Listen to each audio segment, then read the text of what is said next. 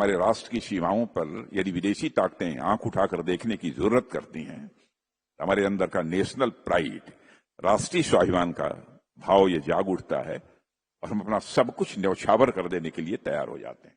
मैं कह सकता हूं कि राष्ट्र की मिट्टी को आप सब ने अपने पसीने और खून से सींचा है।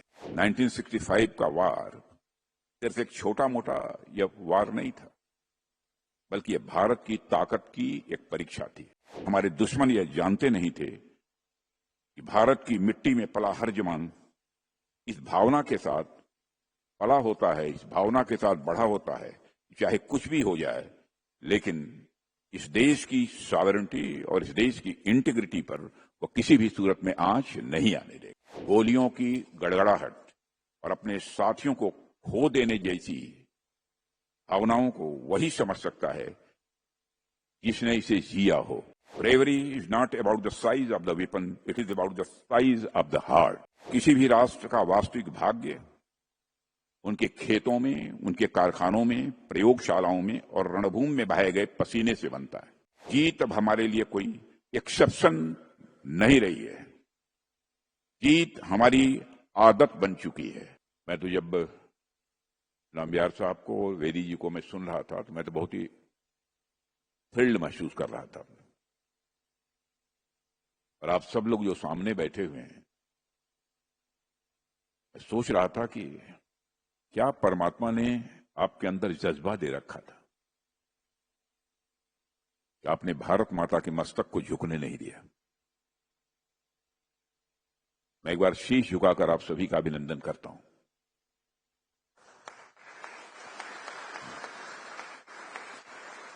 मैं ये भी बैठे बैठे सोच रहा था कि वह कौन सी भावना है, कौन सा सेंस है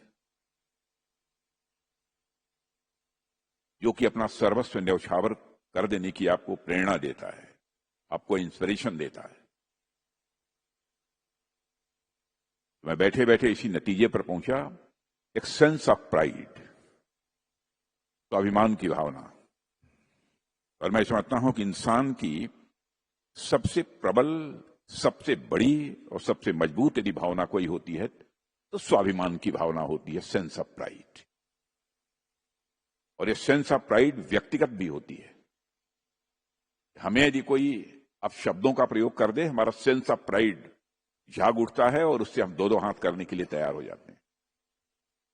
वैसे ही हमारे राष्ट्र की सीमाओं पर यदि विदेशी ताकतें आंख उठाकर देखने की जरूरत करती हैं, तो हमारे अंदर का नेशनल प्राइड, राष्ट्रीय स्वाभिमान का भाव ये जाग उठता है और हम अपना सब कुछ न्यौछावर कर देने के लिए तैयार हो जाते हैं। तभी तो हमारे जवान, हमारे अधिकारी उसी राष्ट्रीय स्वाभिमान की भावना के कारण चिंता नहीं करते कि मेरा क्या होगा, मेरे परिवार का क्या होता, शहीद हो जाते हैं। और मेरा सौभाग्य है कि मैं इस कार्यक्रम में मौजूद हूं। इस कार्यक्रम के इस स्वरूप के बारे में मुझे बहुत अधिक जानकारी नहीं थी, लेकिन यह था कि कोई कार्यक्रम होने वाला है जिसमें आप सब यहां आने वाले हैं और आप सबके बीच आना, मैं समझता हूं कि मेरे जिंदगी का एक बहुत ही सौभाग्य का क्षण है, ऐसा मैं मानता हूं। और मैं कह सकता हूं कि राष्ट्र की मिट्टी को आप सब ने अपने पसीने और खून से सींचा है। 1965 के युद्ध में आप सब ने जो शौर्य और पराक्रम दिखाया है वो इनक्रेडिबल था। और रक्षा मंत्री के रूप में आज मैं कृतज्ञ राष्ट्र की ओर से आप सभी की वीरता को नमन करता हूं।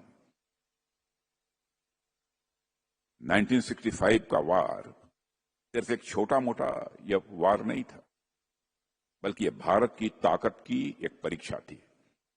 और उस दौर में जो परिस्थितियां थी उसे देखते हुए पाकिस्तान ने यह सोचा इन्फिल्ट्रेशन से और गुरिल्ला टैक्टिक्स से और अचानक हमलों से वह भारत को डरा देगा, तो वह भारत को पीछे कर देगा। और हमारे दुश्मन यह जानते नहीं थे कि भारत की मिट्टी में पला हर जवान इस भावना के साथ पला होता है, इस भावना के साथ बढ़ा होता है, चाहे कुछ भी हो जाए, लेकिन इस देश की सॉवरेनिटी और इस देश की इंटीग्रिटी पर वो किसी भी सूरत में आंच नहीं आने देगा। और आप में से कई साथी उस दौर में बैटलफील्ड में मौजूद थे और आपने तो फेस टू फेस कॉम्बैट भी देखा है और आपने अपनी आंखों से युद्ध का असली चेहरा देखा है। आपसे बेहतर और कौन जान सकता है। 1965 के युद्ध पर वैसे तो बहुत सारी पुस्तकें लिखी गई हैं, लेकिन बहुत पुस्तकें सब कुछ नहीं बताती हैं। आज जब नामियार साहब बोल रहे थे, बेदी साहब बोल रहे थे, तो मैं यही सोच रहा था बहुत सारी ऐसी चीजें हैं जो कि पुस्तकों में जो दर्ज होनी चाहिए थी वह दर्ज नहीं हो पाई हैं।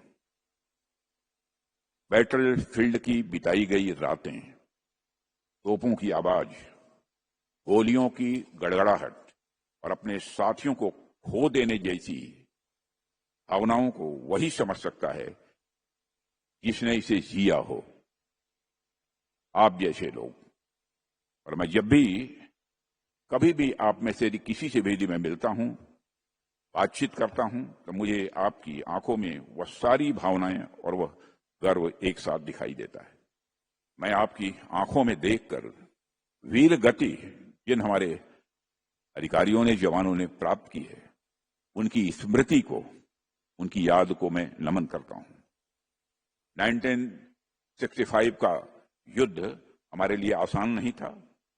पाकिस्तान ने इन्फिल्ट्रेशन कराई, लोकल लोगों को भड़काने की कोशिश की, लेकिन आप सब ने, हमारे वीर जवानों ने उनकी हर चाल को विफल कर दिया था। और इस युद्ध के दौरान अनेक ऐसे बैटल्स हुए जिन्होंने इतिहास में अपना नाम दर्ज करा दिया। बैटल ऑफ फिलोरा में हमारी आर्म फोर्सेज ने जो पराक्रम दिखाया, उसने पाकिस्तान की हिम्मत तोड़ दी। इसके अलावा बैटल ऑफ चामिंडा की लड़ाई तो दुनिया की सबसे बड़ी टैंक बैटल्स में गिनी जाती है। वहां भी आपने साबित कर दिया कि युद्ध टैंकों से नहीं बल्कि हौसले और डिटर्मिनेशन से ही जीता जा सकता है। 1965 के युद्ध का जिक्र हो और बैटल ऑफ असल उटर का जिक्र न हो, ऐसा भला कैसे हो सकता है। वहां हमारे वीर अब्दुल हमीद ने अपने अकेले साहस से टैंकों की पूरी कतार को जला डाला था और उन्होंने हमें सिखाया था कि bravery is not about the size of the weapon, it is about the size of the heart.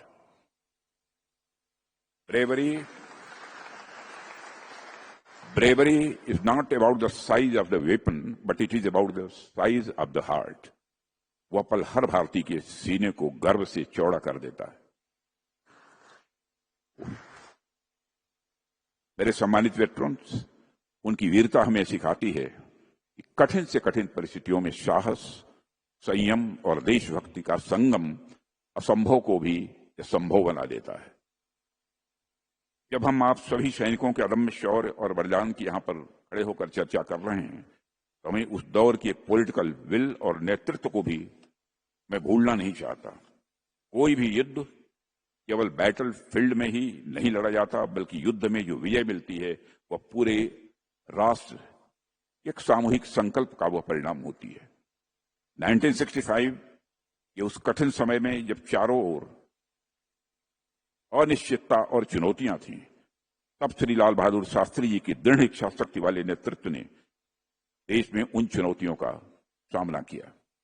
Shastri ji ने उस दौर में न केवल निर्णायक राजनीतिक नेतृत्व दिया, बल्कि पूरे देश के मनोबल को ऊंचाई तक उन्होंने पहुंचाया।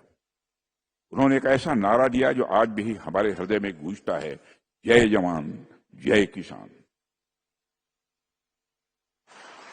और इस एक नारे में हमारे वीर सैनिकों के सम्मान के साथ साथ हमारे अन्नदाताओं का गौरव भी इसमें शामिल था। विपरीत परिस्थितियों में भी देश ने एकजुटता दिखाई और उस युद्ध में विजय हासिल की। हम सब जानते हैं कि आजादी के बाद से ही एक राष्ट्र के रूप में भारत अपने पड़ोसियों के मामले में उतना भाग्यशाली नहीं रहा है, आज भी भाग्यशाली नहीं है।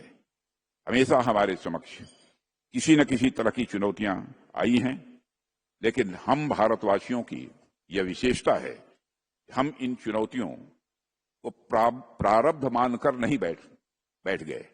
हमने मेहनत की और अपने प्रारब्ध का निर्णय, अपने भाग्य का निर्णय, अपनी नीयत का निर्माण हमने खुद किया। साथियों, किसी भी राष्ट्र का वास्तविक भाग्य उनके खेतों में, उनके कारखानों में, प्रयोगशालाओं में और रणभूमि में बहाए गए पसीने से बनता है। हमारे नागरिकों ने अब यह सिद्ध कर दिया है, भारत अपना भाग्य किसी और के भरोसे नहीं छोड़ता, भारत अपना भाग्य खुद गढ़ता है। इसका एक उदाहरण हमें ऑपरेशन सिंदूर के दौरान भी देखने को मिला है। पहलगाम की उस विभत्स घटना को हम भूले नहीं हैं, और जब भी वह घटना हमें याद आती है तो दिल भारी भी होता है और मन आक्रोश से भर भी उठता है। वहां जो हुआ उसने हम सबको झकझोर दिया, लेकिन वह घटना हमारे मनोबल को तोड़ नहीं पाई। हमारे प्रधानमंत्री जी ने यह संकल्प लिया, इस बार आतंकवादियों को ऐसा सबक सिखाया जाएगा जिसकी उन्होंने कभी कल्पना भी नहीं की होगी। और ऑपरेशन सिंदूर में हमने ये लॉन्च किया और दुश्मनों को दिखा दिया कि हमारा प्रतिकार कितना मजबूत होता है, कितना ताकतवर होता है। और हमारी पूरी टीम ने जिस कोऑर्डिनेशन और करेज से काम लिया, उसे साबित कर दिया कि जीत अब हमारे लिए कोई एक्सेप्शन नहीं रही है। जीत हमारी आदत बन चुकी है और यह आदत हमेशा बरकरार हमको रखनी होगी। साथियों, आज जब मैं अपने वेटरन्स के बीच हूं तो मैं एक कमिटमेंट भी आपके समक्ष दोहराना चाहता हूं। वह कमिटमेंट यह है कि चाहे हमारे सर्विंग सोल्जर्स हों, वेटरन्स हों या हमारे शहीदों के परिवारजन हों, हमारी सरकार के लिए हर किसी की डिग्निटी और वेलफेयर यह हमारी टॉप प्रायोरिटी है। फोर्सेस का मॉडर्नाइजेशन हो, बेटर ट्रेनिंग हो, इक्विपमेंट का अपग्रेडेशन हो, यह सब हम इसलिए कर रहे हैं कि हमारा जवान कभी रिसोर्सेस की कमी महसूस न करे। हमारी कोशिश यही है। कितनी कामयाबी मिल पाएगी? कोशिश करेंगे कि हमको कामयाबी मिले, जो चाहते हैं वो करने में। और एक सरकार के तौर पर हम भी अपनी जिम्मेदारियों से पीछे नहीं हटने वाले हैं। मैं पूरे आपको भी और समस्त देशवासियों को भी यकीन दिलाना चाहता हूं। हमने अपने वेटरन्स के लिए भी, उनके परिवारजनों के लिए तथा उन पर आश्रितों के लिए भी कई ऐसे पॉजिटिव स्टेप्स लिए हैं, लेकिन यह कोई आसान नहीं किया है। यह आपका करके हमने आपको सम्मान महसूस किया है, अपने को गौरवान्वित महसूस किया है, सब अपने वेटरन्स के लिए करके। और मैं उन सारी स्कीम्स की यहां पर बहुत डिटेल में जाकर चर्चा करने का कोई औचित्य नहीं है। जो चीज हो गई वो हो गई है।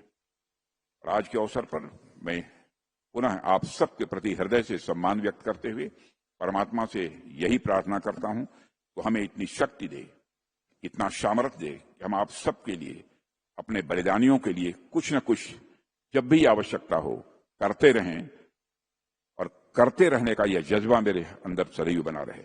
मैं आप सभी की वीरता को नमन करते हुए देशवासियों को एक बार फिर से 1965 के युद्ध की विजय स्मृति की बधाई देते हुए अपना निवेदन यहीं समाप्त करता हूं।